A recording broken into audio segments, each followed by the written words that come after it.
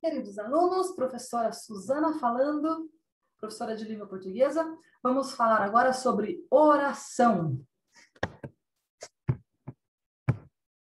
O que é oração? Oração é um enunciado que pode ou não ter um sentido completo. É formada por sujeito e predicado, o que significa que a oração sempre contém um verbo. Vou repetir, a oração sempre contém um verbo. Exemplos. Primeiro exemplo. Temo pela sua saúde. É uma oração que tem um sentido completo e cuja mensagem transmitida gira em torno do verbo temo, o verbo temer. Então, a gente tem aqui uma oração. Exemplo 2. Não sei se ele vem aqui em casa. Aqui há duas orações. Uma com sentido completo, não sei, que é a mensagem em torno do verbo saber, verbo sei, e outra que não tem sentido completo, se ele vem aqui em casa. Mensagem em torno do verbo vem, né? Verbo vir. Repare que a segunda oração depende da primeira para fazer sentido. A gente vai estudar isso mais para frente, ok? Então, eu tenho uma oração com sentido completo e uma que não tem sentido completo. As duas contêm verbo. Tipos de oração. Então, eu tenho a oração absoluta, né? Ela é simples, é assim chamada quando há apenas uma oração, ou seja, o período é simples. Exemplo, contemple a beleza das flores. E eu tenho a oração coordenada. Quando que eu tenho um período composto por coordenação? Quando ele é formado por mais de uma oração. Mas as orações, elas são independentes. Elas não precisam uma da outra para fazer sentido. Exemplo, cheguei, tirei os sapatos, respirei fundo e me joguei no sofá. Então, aqui eu tenho 4 orações, cada uma delas com um sentido completo. Primeira oração, cheguei, sentido completo. Segunda oração, tirei os sapatos. Ok? Terceira oração, respirei fundo, sentido completíssimo. E a quarta oração, me joguei no sofá. Dá para entender todas as 4 orações independentemente. A oração pode ser também subordinada, quando o período é composto e as orações dependem uma das outras para fazer sentido. Exemplo, se precisar de ajuda, chame. Então, aqui eu tenho 2 orações. A primeira, se precisar de ajuda, precisa da segunda oração.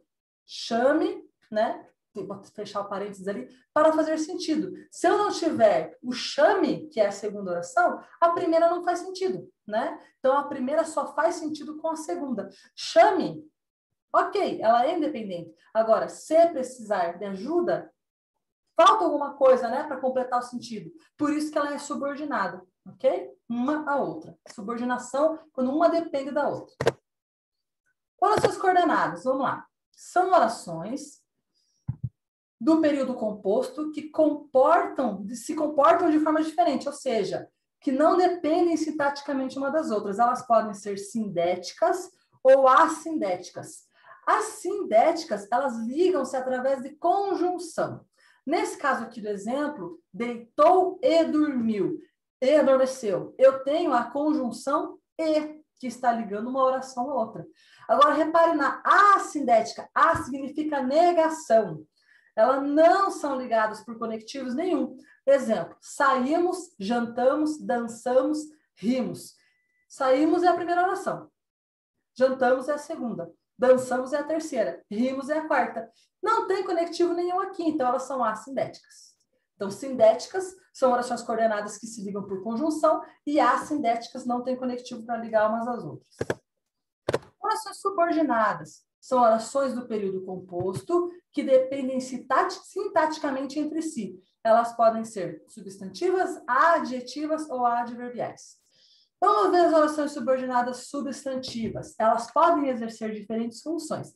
Função de sujeito, função de predicado nominal, função de complemento verbal, função de complemento nominal e função de aposto. Exemplo, alguém disse que o professor não viria? Primeira oração, alguém disse. Segunda oração, que eu, professor, viria. Não viria, aliás. Então, a oração 2 exerce a função de objeto direto, porque completa o sentido do verbo disse, sem necessidade de usar preposição. Então, ela é uma oração subordinada substantiva, objetiva, direta. Nas orações subordinadas adjetivas, eu tenho como conceito, elas exercem a função de adjunto adnominal. Exemplo, falei com a Ana que temos os olhos azuis. Oração 1, falei com a Ana. Oração 2, que tem os olhos azuis. A oração 2 exerce a função de adjunto adnominal. Por quê? Porque ela especifica com que Ana falei. A Ana que tem os olhos azuis. Qual é a Ana que eu falei? Aquela que tem os olhos azuis. Qual Ana que você falou? Falei com a Ana que tem os olhos azuis. Então, aí ela tem a função de adjunto adnominal. Por isso, ela é uma oração subordinada adjetiva. E eu tenho as orações subordinadas adverbiais, que são as que exercem função de adjunto adverbial. Exemplo, ele canta como um rouxinol canta. Oração 1, ele canta. Oração 2, como um rouxinol canta. A oração 2 exerce a função de adjunto adverbial de comparação. Como um rouxinol canta, porque compara a forma de cantar de alguém com a forma de um rouxinol cantar. Ok? Espero que tenham entendido. Dúvidas, entrem em contato. Tchau, pessoal!